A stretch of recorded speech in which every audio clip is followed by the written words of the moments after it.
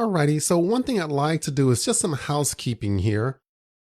Let's go ahead and make sure that any apps that we have running, let's make sure that they're stopped now. So nothing's running here with Spring Boot.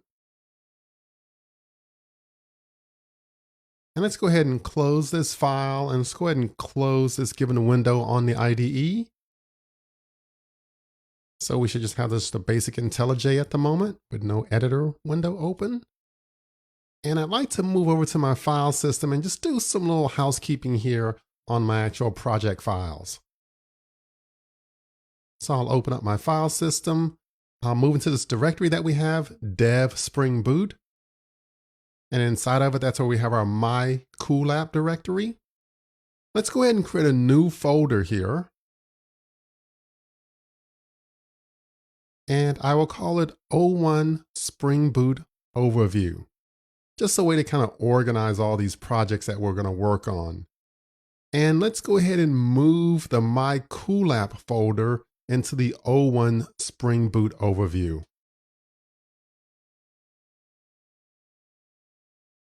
And so at this point, O1 Spring Boot Overview and then My Cool App. Let's go ahead and move into this O1 Spring Boot Overview folder. And now let's go ahead and rename My Cool App. And I'll rename it O1 Spring Boot Demo because this was our first Spring Boot demo. And I'd like to take this folder and then copy it. And then I'll paste it here in the same location.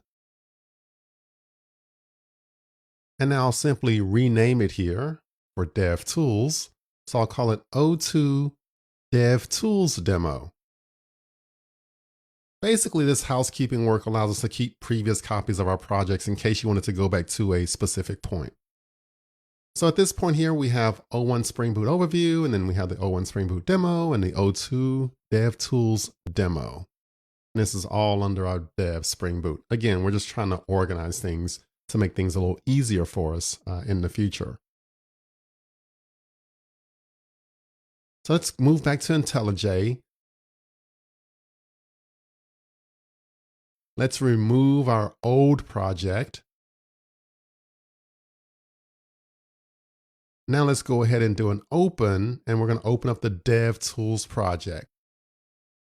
So it's under O1 Spring Boot and then O2 DevTools Demo.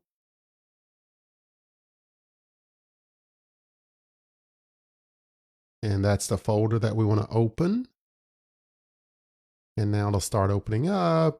It'll synchronize, resolve Maven dependencies, and all that good stuff. So at this point, we have our O2 DevTools project open.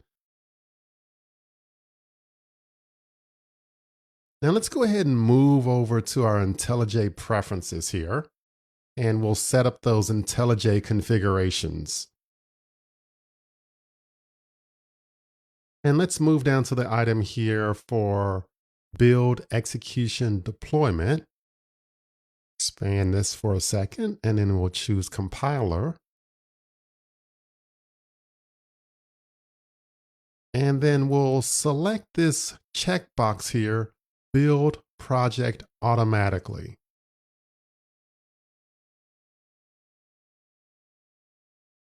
Alrighty, so that looks pretty good. Let's go ahead and click on the apply button.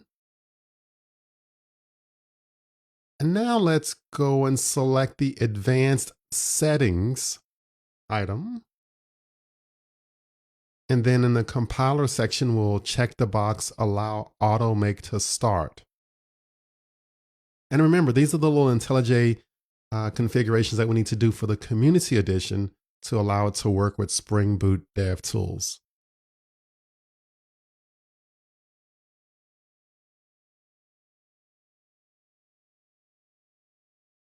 So let's go ahead and open up our Maven POM file.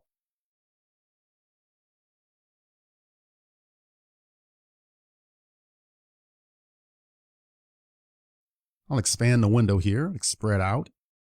And so the first step here is editing the pom.xml file and adding the Spring Boot DevTools dependency.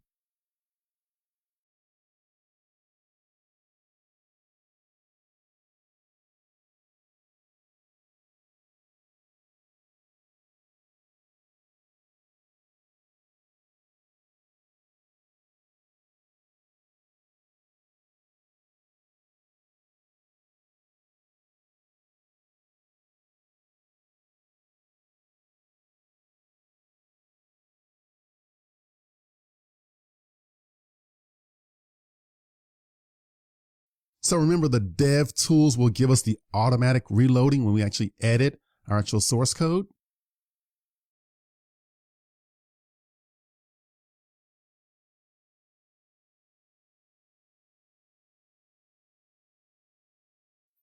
Alrighty, so let's go ahead and test this out a bit. So let's go ahead and run our application first. So on the source main, I'll just run this mycoolapplication.java. That's our main application. Just run it as a Java app.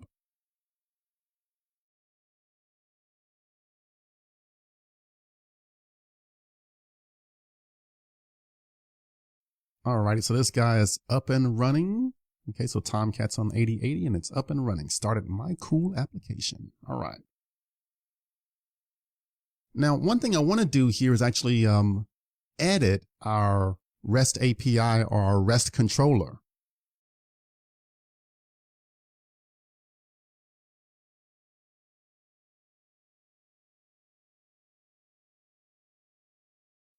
And what I want to do here is just add a new REST endpoint to our application. So effectively, I'm just editing my source code, and I just want to make sure that Spring Boot will actually reload the new version, or in particular, DevTools will help us out with that. So I'll just write a little quick comment here. I'm going to expose a new endpoint for workout.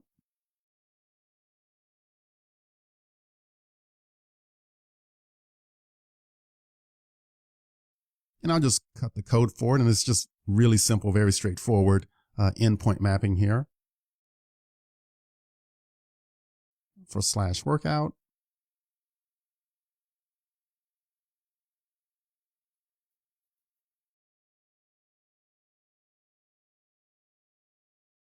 Just have a very simple method here, public string get daily workout. And I just return some string here. I'll say run a hard 5K.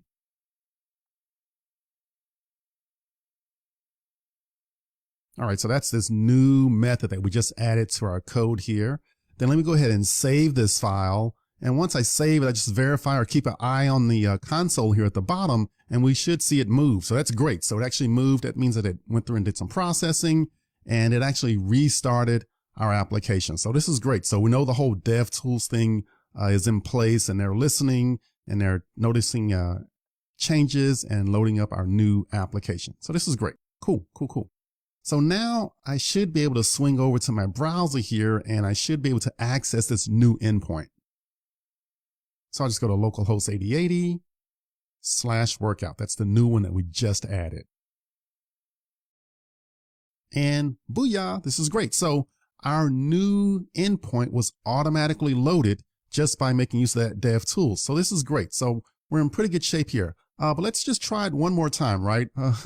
Not really sure. So let's just add one more endpoint just to verify that it is really, really working. So this is kind of just more of the same, right? But we just want to have some fun here with this DevTools component. So here I'll just expose a new endpoint for Fortune.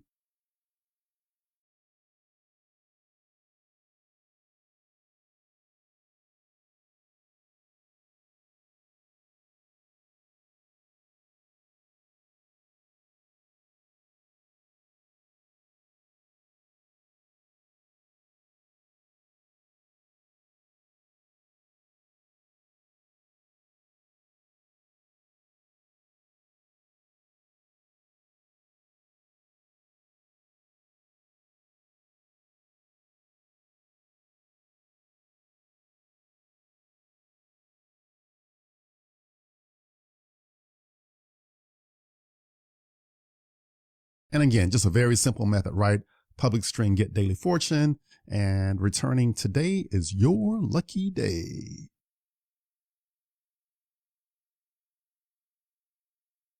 So that's the new endpoint that we just added for this REST controller.